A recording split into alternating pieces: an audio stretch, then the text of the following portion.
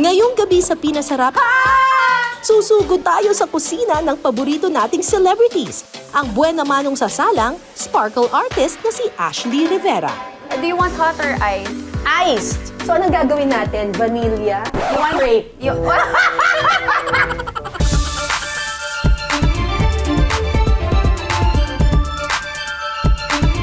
Paborito nating ipalaman ang keso sa tinapay. Madalas ginagawa rin itong topping sa pasta at sa pizza. Pero ngayong gabi sa Pinasarap, titikman natin ang mga putaheng mas pinasarap ng keso. Lobster at keso? Why not? Ay, ang lambot! Sa tikiman ng keso, sino kaya sa amin ni Ashley ang pasado? Ay! Teka! Ba't ang lambot ang lagkit? Ay! Ang lambot at ang lagkit. Oh my God. Gusto mo ba yung medyo malagkit? Ano ba to? Ay, sabi Ay, cream cheese! Cream cheese!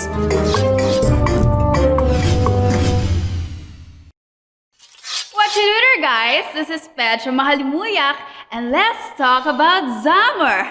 Nakilala siya ng marami sa atin bilang online content creator na si Petra Mahalimuyak. Bukod sa pagiging komedyante online, sumabak na rin sa aktingan si Petra na ngayon kilala bilang Ashley Rivera. Uy, ano ba? Hindi naman to simpleng bahay-bahayan lang. Ideal man ko kaya to si Angelo at totoo kaming nagmamahala. At ngayon, mainstay na sa kapugso sitcom na Happy to Get Her si Ashley bilang si Pam, secretary sa motor shop. Pero time out muna sa aktingan at tawanan dahil ipasisilip sa atin ni Ashley ang kanyang kusina. Itong si Ashley, aba, magaling din daw magluto. Nag-aral pa sa isang culinary school, so legit na magaling magluto. So, i-raid natin ngayon ang kanyang kusina. Tara!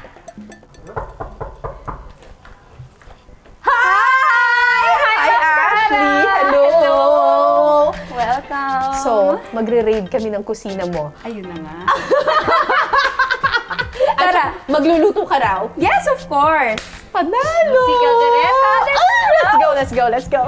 Uy, ang ganda naman itong kitchen mo! Ay, thank you! Sosyal! Of course! Sosyal, pwede ba pumasok? Yes, of course! Tara! Ang sosyal ng kitchen. O, diba? Oh my gosh, pangarap ko yung may ganito. Yung ano daw, may Island! Island! So, ang sosyal! Yes. Ang sosyal! Oo. Bakit may mga ganito? May mga, ayan o, yung mga ganyan-ganyan. share ko Ano sa yan? inyo, Ma'am O, sige, Cara. game. May konting talent ako sa pag-arrange Uy, grabe ng naman sa flowers. konti. Oo, so nung Ang gaganda. pandemic, yun yung naging trip ko. Kasi mahilig talaga ako sa flowers. Kaya lang, ang hirap kasing yung i-keep yung mga fresh flowers. So nag-ano ako sa dried flowers para ayan, Tapos, diba? ina-arrange Forever. mo siya. Yes, ito yung sample ng mga flower baskets na ginawa ko. Ay, sosyal. Ay, ang ganda. Mas Uy, may pang-wedding to. Yeah, Uy, oo. pang-wedding. Para siyang para siyang dried leaves, tapos nalagyan ng Para dye. magmukhang ano. Oo. Alam mo, Super. nung una kong nakilala si Ashley, hindi Ashley Rivera ang pangalan niya. Petra Mahalimuyak, nung una kitang na-interview way back, sa News to Go with Howie Severino. Petra Mahalimuyak pa ang pangalan mo noon. Hanggang ngayon, buhay pa rin naman siya. Pag artista, Ashley Rivera. Pero hindi mo talaga pangalan yung Petra Mahalimuyak. No. Inisip mo lang yon. Yes. Kasi, Para kakaiba. Kumbaga hindi pa ako kilala ng tao, may intrigue na sila. Sino tong Petra? Ganun, di ba? So, pag ginamit ko yung real name ko, which is Ashley, parang, okay, Ashley, tapos yung gano'n. oo. So, ayun. bakit Mahalimuyak? Kasi it means fragrant. Oo. At mahilig ka talaga sa bulaklak. Yes, and mahilig ako sa mga pabango, gano'n. So, mahalimuyak kasi, when you hear the word, di ba parang, Mabango. ano yun? Pag hindi mo alam, mahalimuyak, parang Oo. it's such a weird word. But it Correct, actually correct. means fragrant or mabango. So, yun. Doon So, ko ito. nakuha. Pero ngayong araw na to, hindi lang bulaklak ang pag-uusapan natin. Kasi may isa pang hobby tong si Ashley, pagluluto. Yes! So ito, ang ganda-ganda ng kusina mo, ha? Pero, nasan yung pagkain? Ay, nandoon. Ito, hindi na Huwag po natin. kayong maniniwala kapag sobrang linis at sobrang ganda ng kusina. Ibig sabihin, walang nagluluto doon. Dito kasi yung coffee corner ko. Ayan. Kasi Ay, mahilig may talaga ako. pa-coffee corner. Do you want coffee? Gusto O sige, mo sige coffee? nga, gawan mo ko. Sige, wait O, lang. Ito Anong yung mga klaseng- social. Ewan ko kung ano Do you man. want hot or iced? Iced. So, anong gagawin natin? Vanilla? You o want... crepe? Nakakatawa. Oh my God, super pa tayo dito. Lagay na to, ha? Di ba sa TikTok, ganun ba? Tiniktok mo na ba yun? Crepe. Nag-order Vanilla. ako ng vanilla. At saka crepe. Social naman ito. Oh, ayan. Barista So, na. ano, ito tayo. Americano. Grind natin. 12 seconds.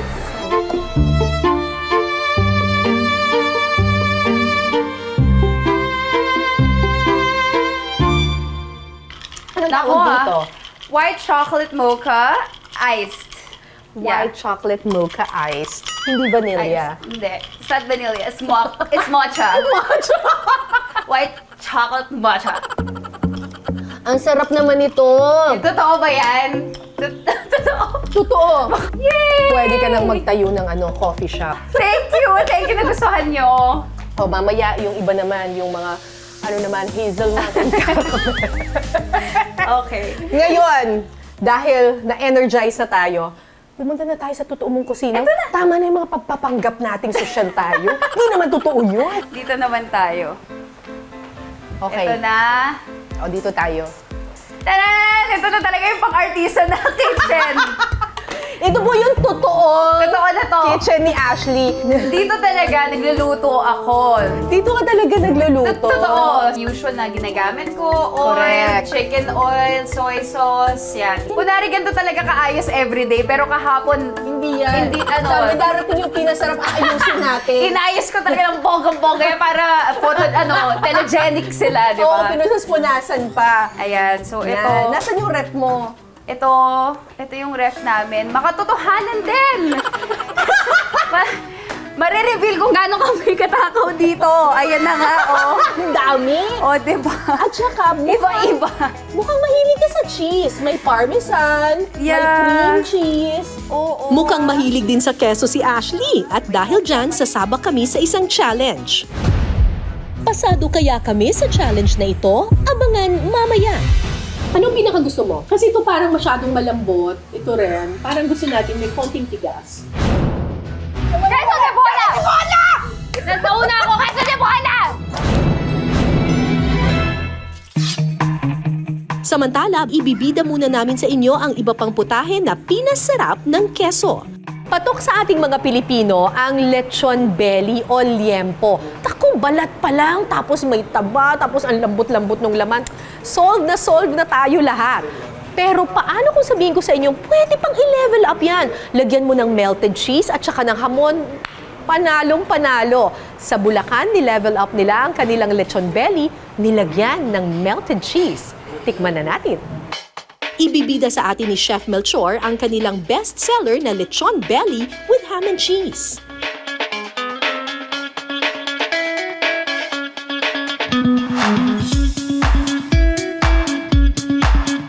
Ito na po siya ay 2 kilo po ang timbang nito.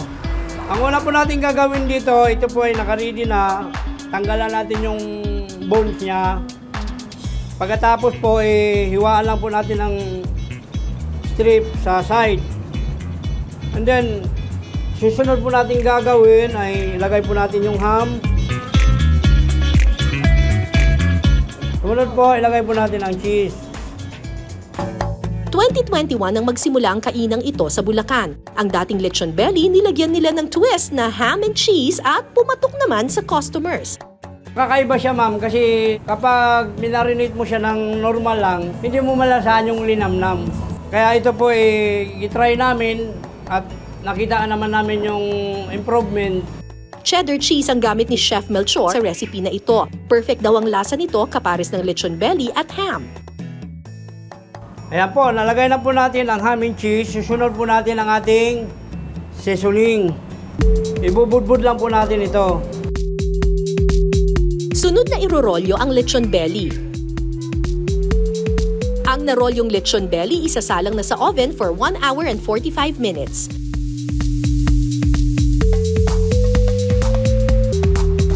po yung ating lechon belly. Pagkatapos ng halos 2 oras, ready na ang ating lechon belly with ham and cheese.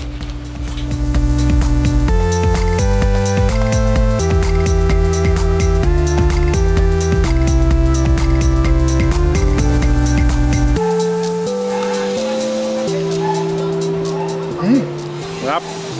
Crispy yung balat, yung laman, malinamnam. Yung keso, nagpapasarap lalo dahil nag-blend siya sa laman niya. Pareho kami ni Ashley na mahilig sa cheese. Yes! Because we're so cheesy. At ngayon, susubukan namin ang galing namin sa cheese kasi maraming iba't ibang uri ng cheese. So, ayan, magbablind Blindfold. Ako, test tayo. test. Oo, blindfold test. Pasado kaya kami sa challenge na ito? Uy, baka may nakikita ka, ha? Hindi, ako wala. Ako wala rin ako Honestly, wala. nakikita. Para sa ating first cheese, Nahawakan mo na ba? Nahawakan mo na. Parang hindi siya malambot, pero hindi rin siya matigas na matigas. So, tikman na natin. Eh, alam ko to. Pero maalat-alat. Maalap-alat na medyo creamy. Alam mo, parang sa mga Cheddar cheese to. cheddar, Hindi ba? parang feel ko ano siya, gouda. Wow! Gouda! Gouda cheese! Hindi pang spaghetti! Sabi ko pala. Ano ba? Sushar ba to? May clue? Queso de bola! De bola! Nagkauna ako, queso de bola! queso de bola. Tama! Wait, ang queso de bola, cheddar cheese yun, ah! Ay, ang lambot! Ay, teka! Ba't ang lambot ay lagkit? Ay! Ang lambot at ang lagkit. Oh my God, gusto mo ba yung medyo malagkit? Ano ba to? Ay, sabi Ay, cream cheese! Cream cheese! cream cheese. Cream cheese. Final answer. Tama ulit tayo, Ashley. Ano kaya itong huli? Eto, matigas na naman! Teka, ba't ang tigas nito? Ay! Parmesan? Ay, hindi. Hindi. Hindi. Ito. Mozzarella? Hindi siya mozzarella. Hindi siya mozzarella kasi may alat siya, no? Pang ano to, pang spaghetti. Ganun. Oo, yeah. Grocery cheese to. Yes, yun. Grocery cheese to. Cheddar cheese. Tama ang hula namin sa cheese challenge na ito. Kami pa ba na paborito ang keso? Anong pinakagusto mo? Ito. Oo, queso de bola, no? Kasi ito parang masyadong malambot. Ito rin. Parang gusto natin may konting tigas. Cheesy and creamy seafood ba kamo? Sagot na namin yan, mga kapuso. Taas kamay sa mga seafood lovers dyan. Siyempre, kasama na ako dyan. Paano kung sasabihin ko sa inyo na sa isang kainan sa Parañaque, naku, yung kanilang lobster at scallops, ni-level up pa talaga. Cheesy lobster and cheesy scallops? Ano kaya ang sikreto? Ibibida sa atin ni Joram ang best-seller nilang cheesy baked lobster and scallops.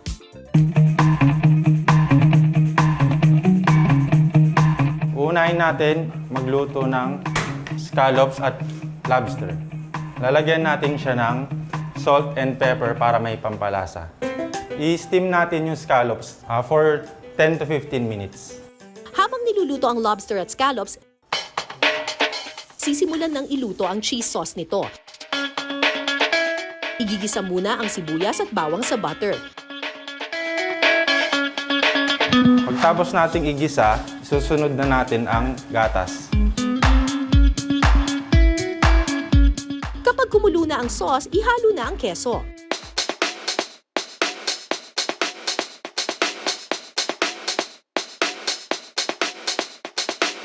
Mas okay na naka-grate na yung cheese para mas madali siyang maluto. Ilalagay na natin ng cornstarch at pepper and salt. Hahaluin lang ito hanggang sa maging malapot. Samantala, luto na rin ang scallops at lobster. Hihiwain natin yung lobster para malagyan ng cheese.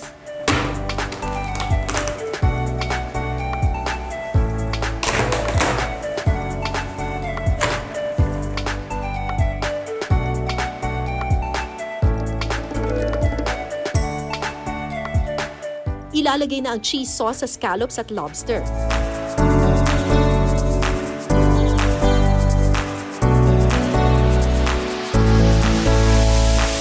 Pagkatapos, i-bake ito sa oven sa loob ng 10 minuto. After 10 minutes, pwede nang tikman ang cheesy baked lobster and scallops.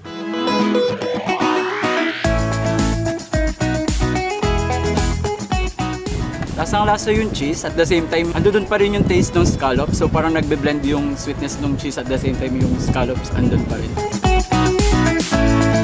Lasang-lasa yung lobster. Cheesy and creamy siya. Nagpadagdag siya ng lalo ng lasa. Yung cheese mismo yung nagbigay lalo ng sarap dun sa lobster. Hindi kumpleto ang pasta experience kung walang cheese. Pero karaniwan, yung pasta, nilalagyan lang natin o binubudburan lang natin ng cheese. Paano kung niluto natin sa cheese mismo yung pasta? Kasama ko dito si Chef Miko. Yes, ma'am. Dito tayo magluluto. Yes po, ma'am. As in, isang malaking bloke ng cheese. Cheese wheel po, yes po. Wow! Ang tawag dito ay cheese wheel. Yes po. This is Grana Padano, which originated from northern Italy. It was aged for 12 months po. 12 months. Actually, yung Grana Padano, para siyang pinsan ng Parmesan cheese. Yes po. Ini-age usually yung ganitong uri ng cheese for like 6 months, 9 months, up to 2 years. Pwede siyang i-age up to 2 years. Mas masarap siya kapag mas matanda. Yes po. Oo. Crumbly siya, then meron po siyang Crumbly. fruity and nutty aroma and notes to it. Oh. Grana Padano ang tawag sa kanya. Grana means grainy. So, as it is, medyo may grainy siya na lasa. Maraming uri ng keso. Pero mga kapuso, alam niyo bang ang kauna-unahang tala ng paggawa ng keso ay noon pang 5,500 BC sa Poland? Karaniwang gawa ang keso sa gatas ng baka, pero maaari din gamitin ang gatas ng iba pang mammals gaya ng kalabaw.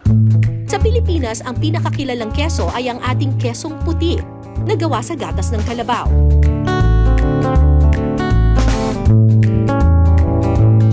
We put our brandy.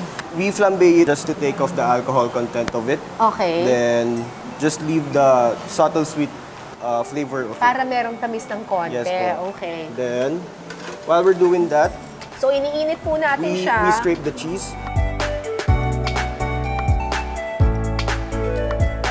Scrape nyo lang po lang. Gano'ng karami?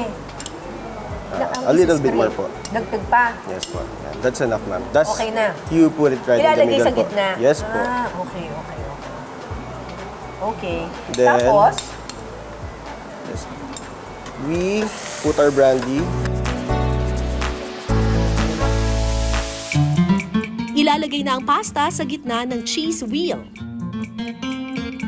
Ang pasta na ito sinamahan na ng signature ingredients ni na Chef Miko.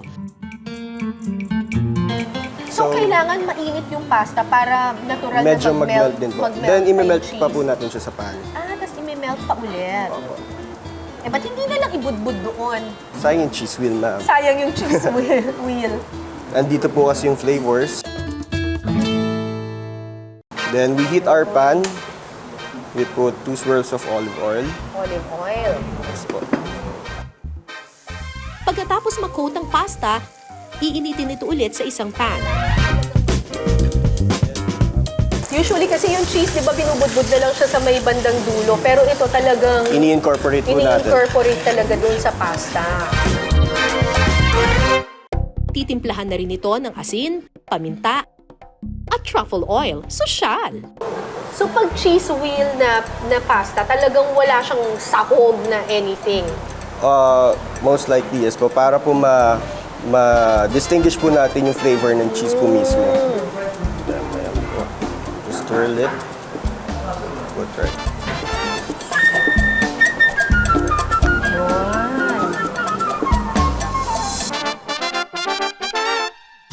Ready na ang ating chef's pasta mula sa cheese wheel. Tikman na natin yan.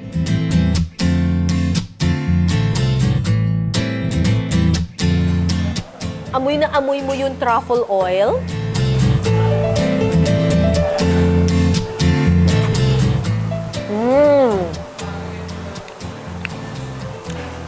Talagang cheesy to ah. Very creamy, very cheesy. Actually, subtle lang yung flavor niya. Tapos, yung pagkakaluto dun sa pasta, al dente pa. Hindi siya soggy at all. Every strand talagang nabalutan ng cheese.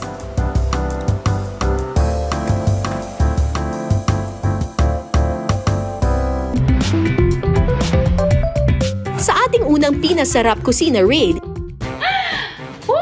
Okay. Kaya natin to. Uy, ano ba? Hindi naman to simpleng bahay-bahayan lang. Tignan mo naman ako. Tapos tignan mo yung sarili mo. ipagluluto tayo ng sparkle artist na si Ashley Rivera ng kanyang bersyon ng beef caldereta. Magluluto tayo ngayon ng beef caldereta. Pero syempre, with a twist, lalagyan natin ng cheese. Yes, Oo. cheese. At saka gusto ko medyo spicy. Mild spicy lang naman. So, meron na tayo ditong beef. Beef. Bale, pre-pressure cooker ko na siya para mas mabilis na siyang lutuin mamaya. Pero, tinimplahan mo na to. Yes, tinimplahan ko. So, minarinate ko na siya ng ilang, like mga 6 hours din. Saan? Sa pineapple juice kasi, kasi it's a meat tenderizer and at the same time, manunuot yung sweetness ng pineapple dun sa meat itself. Oo. Tapos, May toyo. yes, toyo, paminta, and then garlic, of course. So, minarinate ko muna yon. So, ito pwede na natin kainin to. Oh, ang sarap! Nasa na natin! Huwag na tayo magluluto Yan na yun, diba? So, ayan. Igigisa muna ang sibuyas at bawang. Hiwa-hiwa na yung butter. Siyempre, gawa ng pandemic kung ano-anong nakikita natin sa shopping na app, diba? Oh my God. So ito po, naggigisa na po tayo ng bawang at saka ng sibuyas. Ang dish po na kaldereta ay namana natin mula sa mga Espanyol. At marami sa mga dishes ng mga Espanyol nagsisimula sa paggigisa or sautéing. Oo. Yun ang isa sa mga tinuro sa atin ng mga Espanyol, yung pagsusauté. So, lalagyan ko na nito. Ilalagay na rin ang tomato paste Tomato paste. at kaunting tubig. So, ang favorite mong kinakain ay chop suey at mga iba-ibang gulay. Pero anong favorite mong niluluto?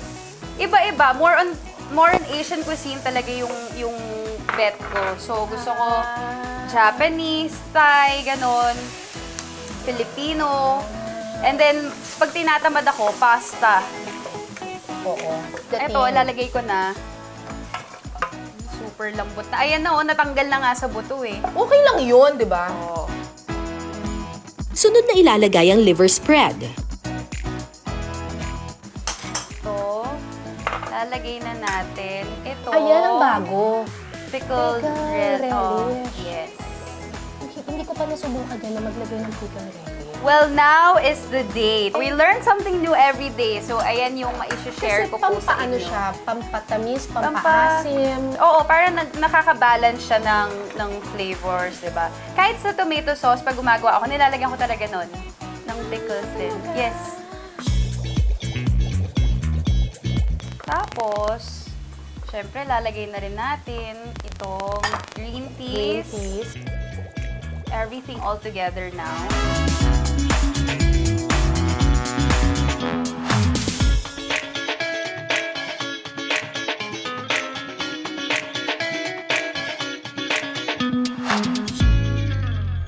So, nung nag-pandemic, nahilig ka rin ba sa na-level up mo ba ang cooking skills mo? Oo naman, natuto na akong gumawa ng hoisin sauce from scratch, teriyaki sauce. Ano ba naman yung gagawa mga ng ganon. hoisin sauce? Pero actually, si Ashley, Yes. nag-aral ka talaga sa isang culinary school Actually, magkapareho kami ng eskwelahan. Oo nga eh. Sunod na nilagyan ni Ashley ng garlic salt, olives at sili ang kaldereta.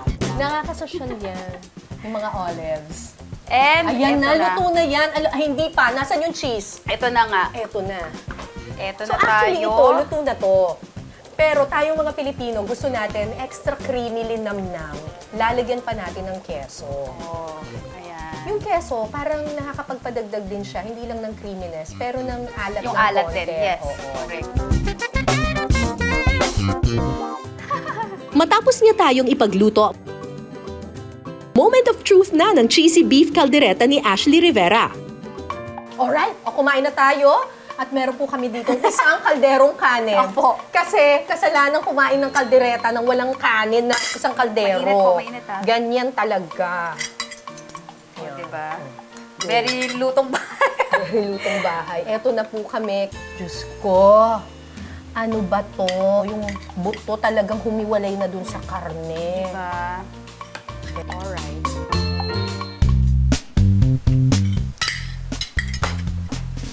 Sabi ko sa inyo eh. Ang sarap dito! Grabe! Ang sarap natin! Grabe! Yummy! Uy, ang sarap nito. Sobrang cheesy niya. Ang creamy niya. Super lambot ng beef. Tapos talaga naghahalo yung yung lasa ng maasim-asim na manamis-namis. Tapos may parang green-green na liver spread. Sobrang lapot ng sauce. Nakaka-proud. Namamanghalin ako sa sarili ko. Ang sarap. Sige po, kain lang. Gusto mo, hanggang mamaya tayo dito. Iba talaga kapag sobrang lambot ng meat.